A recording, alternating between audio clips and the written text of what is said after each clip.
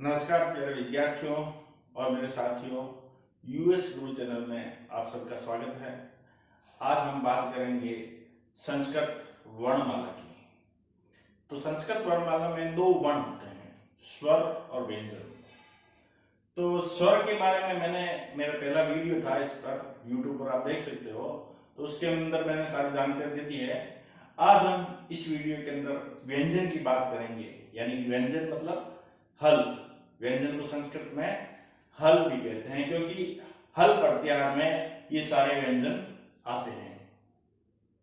तो सबसे पहले इसके व्यंजन के बारे में करेंगे। स्वरम अनुयोज्यम इति व्यंजनम। स्वरम अनुयोज्यम इति व्यंजनम यानी कि स्वर। तो सबसे पहले ये समझ आती है कि स्वर कितने हैं, व्यंजन कितने हैं। तो मैंने बताया था इसके अंदर स्वर पाणिनि ने 9 स्वर बताए हैं, और व्यंजन है, व्यंजनों की संख्या वो 33 बताई गई है। व्यंजनों की संख्या 33 बताई गई है।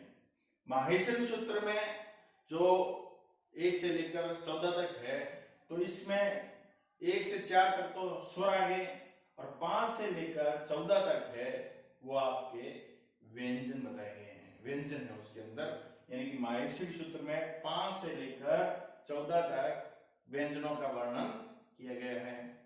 तो कुल माहेश्वरी सूत्र 1 से 14 है, उसके अंदर ये बताया गया है। अब हम बात करते हैं 33 वर्ण यानी कि व्यंजन की बात करते हैं। जो 33 व्यंजन है, तो 3 प्रकार इसमें इनको बांटा गया है। सबसे पहले हम बात करते हैं स्पर्श व्यंजन की। स्पर्श व्यंजन,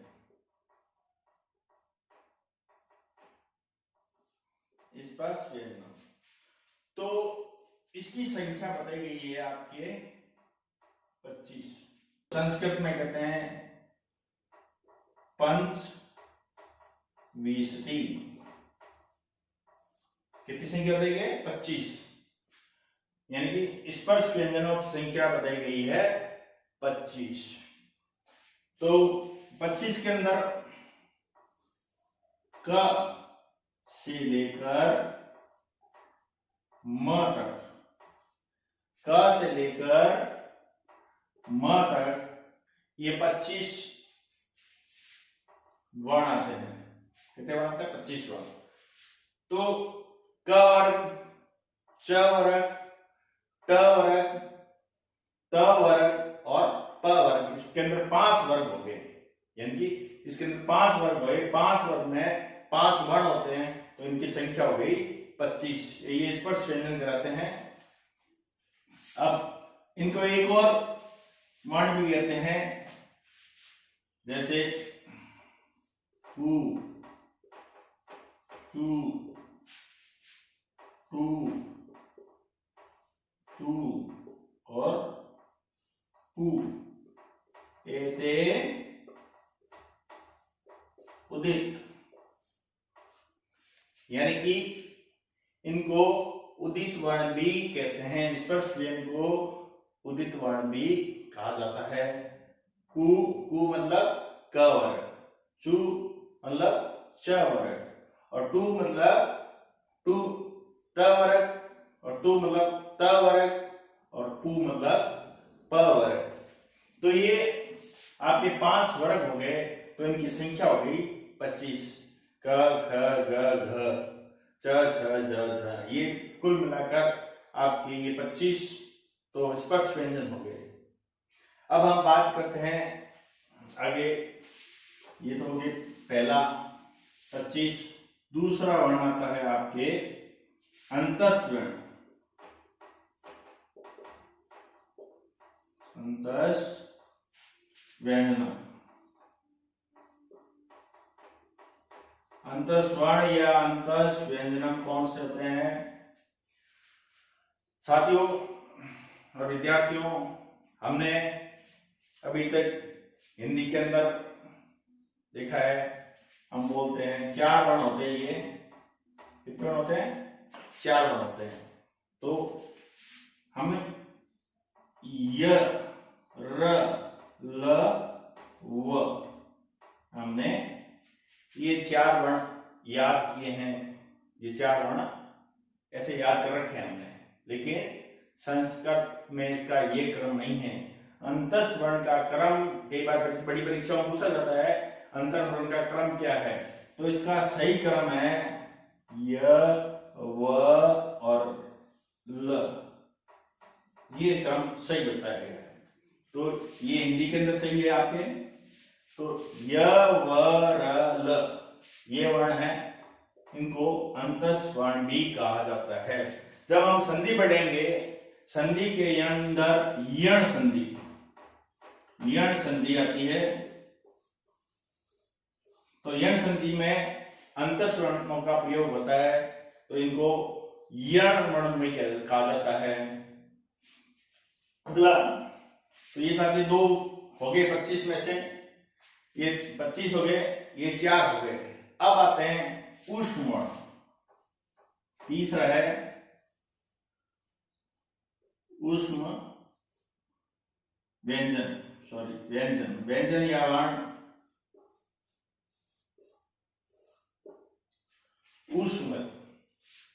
ऊष्म क्यों कहते हैं? क्योंकि जब ये इनका उच्चारण होता है तो मुख के अंदर से जो हवा आती है वो गर्म हवा आती है, इसलिए ऊष्म कहते हैं। ठीक है, तो ये आपके हैं श, स और ह, ये ऊष्म व्यंजन 4 हो गए, इनकी भी संख्या 4 है। तो अब देखिए साथियों, 33 व्यंजन बताए थे आपको, तो 33 व्यंजन कैसे हो गए? स्पर्श व्यंजन तो हो गए 25, अंतस्थ व्यंजन हो गए 4 और ऊष्म व्यंजन हो गए 4।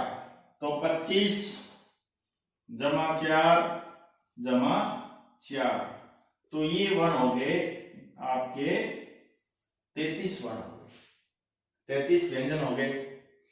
तो इनको 3 भागों में हम बांट कर अध्ययन कर सकते हैं, इनको अच्छी तरह से हम देख सकते हैं, इनको समझ सकते हैं। अब आता है ये 33 वर्ण, तो मैंने बता दिए, व्यंजन बता दिए आपको। अब आपको देखते हैं कुछ संयुक्त, जैसे जिस प्रकार स्वरों में भी संयुक्त स्वर होते हैं, उसी प्रकार इसके में अंदर संयुक्त व्यंजन भी होते हैं। तो हम उनके संयुक्त व्यंजन की बात करते हैं।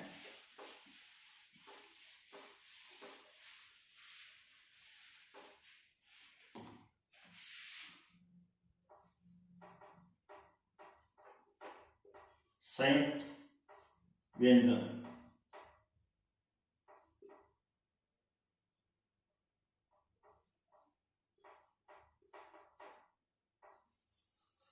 संयुक्त व्यंजन जैसे छ,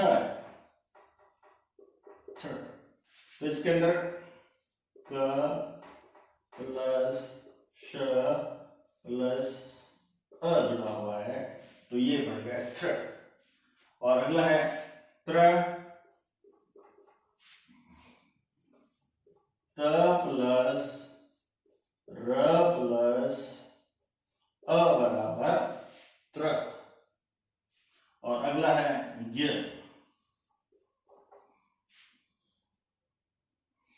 अगला ये 2 संयुक्त व्यंजन हो गए, 3 संयुक्त व्यंजन है, तो हम 3 संयुक्त व्यंजन के बारे में बात करेंगे।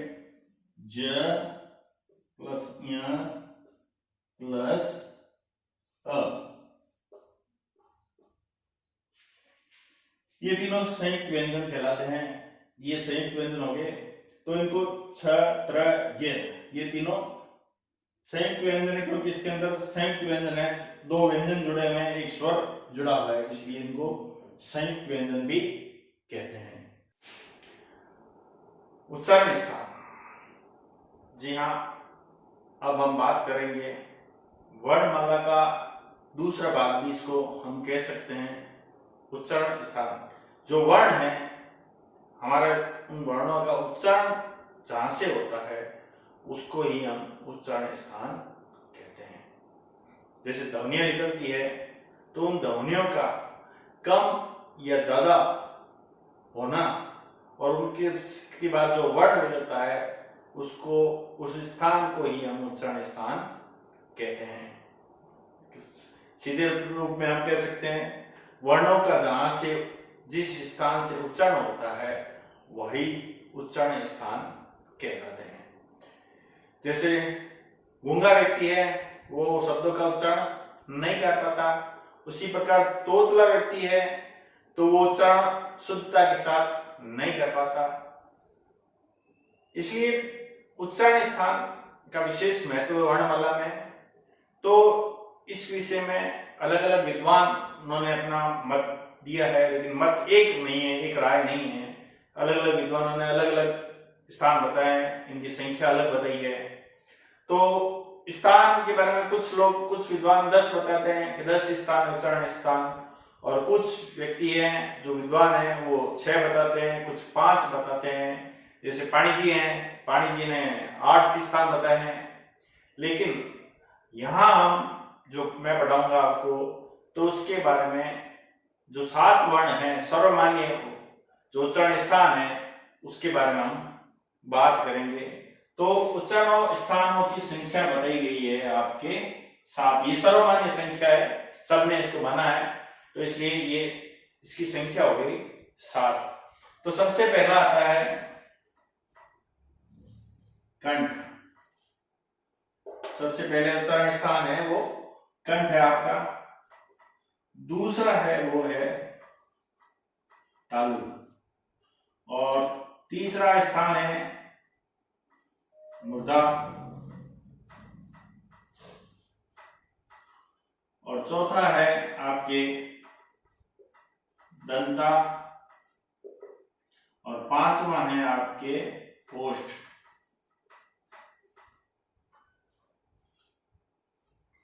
और छठा है आपके नासिका, और 7वां है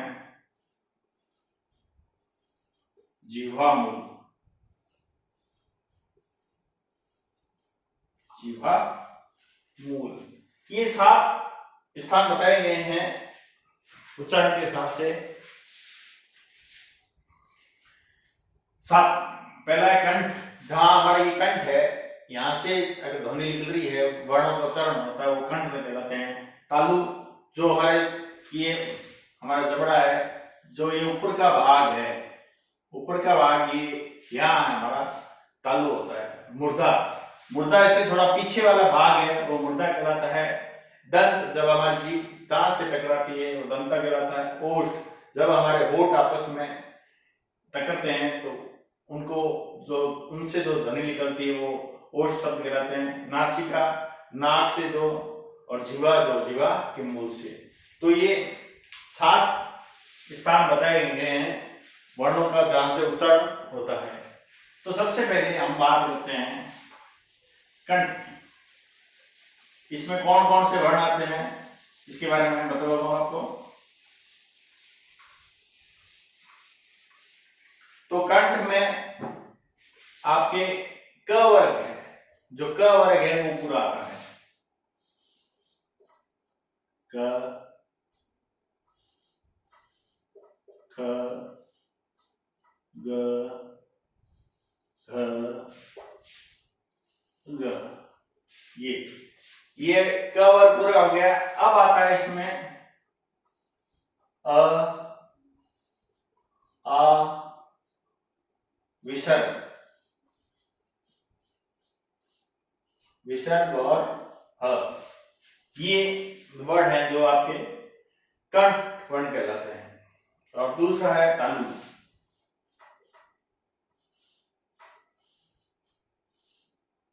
तालु में आपके च वर्ग पूरा आएगा। तालु में आपके च वर्ग पूरा आएगा। च, छ, ज, झ, और यहां ये हो गया।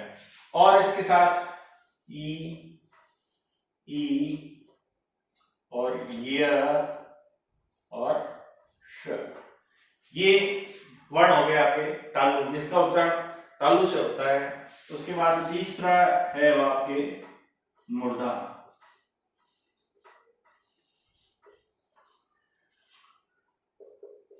मूर्धा जब हम हमारी जीभ तालू से पीछे जाती है, उन शब्दों का जहां से उच्चारण होता है वो मुर्दा कहलाते हैं। इसमें आ रहा आपके ट वर्ग, ठ, ड, ढ और न और री और री, ये री और इसके बाद में य और आपके श, ये मुर्दा वर्ण हो गए, ये सारे मुर्दा वर्ण कहलाते हैं। अगला है दंता।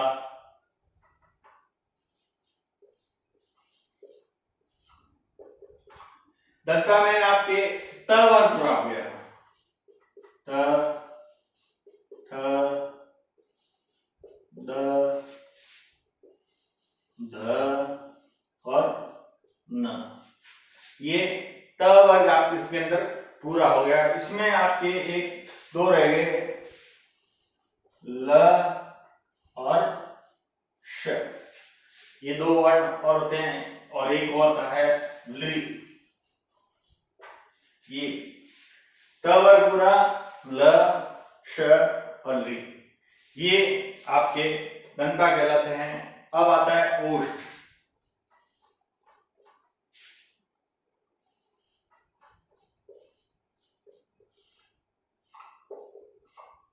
ओष्ठ, ओष्ठ में आपके प वर्ग, प, फ, ब, भ, म, ये ओष्ठ वर्ण, ये ब, प, फ, ब, भ, म ओष्ठ स्थान हो गए। और ये आपके एक और है, इसमें दो वर्ण और आते हैं, वो है आपके उ और उ, ये हो गया आपके ओष्ठ वर्ण, ये सारे ओष्ठ वर्ण कहलाते हैं। अब आता है छठा है नासिका, जिन वर्णों का उच्चारण नाक से होता है। तो ये पांच वर्ग है, क, च, ट, त, प। इन वर्गों का लास्ट वाला जो अंतिम अक्षर है ण, ण, न, न, म, ये वर्ण नासिका। नासिका वर्ण में वो आते हैं जो प्रत्येक वर्ग है, इसका जो लास्ट वाला वर्ण है वो कहलाता है न, म, ग, न और म, ये वर्ण नासिका वर्ण कहलाते हैं। और अगला है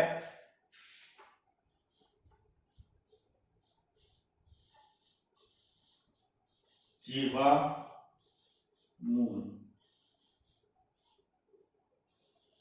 जीवामूल, जीवामूल ये जो निशान है वो कहलाता है अर्ध विसर्ग। इसके बाद अगर क है या ख और पांचवें वर्ण का प्रथम दो अक्षर अर्ध विसर्ग, उसके अंदर प और फ, ये आपके जीवामूल कहलाते हैं। अब देखिए आपके सामने ये तो हो गए 7 जो उच्चारण स्थान है, मैंने उसको बता दिया है। अब कुछ जो वर्ण है उसके दो उच्चारण स्थान हो गए, ये देखिए, ये इसके आपके दो उच्चारण स्थान हो गए, ये नासिका भी हो गया और ये इन सब में आ रखे हैं। तो ये तो आपकी बात हो गई 7 उच्चारण स्थान की। ये जो दो उच्चारण स्थान है मैंने बता दिए हैं, कंठ है, तालु है, मुर्दा है, दंता है, ओष्ठ है, नासिका है और जिह्वामूल है। तो ये दो स्थान है जो दो स्थानों से उच्चारण होते हैं। तो एक तो ये हो गए और एक हो गए ए, आई, ओ और औ, ओ, अब और एक है व, यानी कि वर्ग का पांचवा वर्ण ए, ऐ, ओ, औ और व, इन सब का दो उच्चारण स्थान होता है। तो दो उच्चारण स्थान से ये सब बोले जाते हैं, तो इनको दो उच्चारण वर्ण कहते हैं, दो उच्चारण वाले वर्ण कहलाते हैं ये। तो साथियों और विद्यार्थियों, ये था उच्चारण से संबंधित अध्ययन। तो इसमें आपने देखा कि कोई भी वर्ण है वो अपने एक निश्चित स्थान है उससे ही उच्चारित होता है और उसी के दौरान वो बोला जाता है, उसकी ध्वनि है उसी स्थान से निकलती है। तो साथियों और दोस्तों और विद्यार्थियों, ये मेरा वीडियो कैसा लगा आपको? नीचे सब्सक्राइब बटन है उसको दबाएं और इसको लाइक करें और मेरा चैनल देखते रहें। इसमें आपको और भी वीडियो मिलेंगे।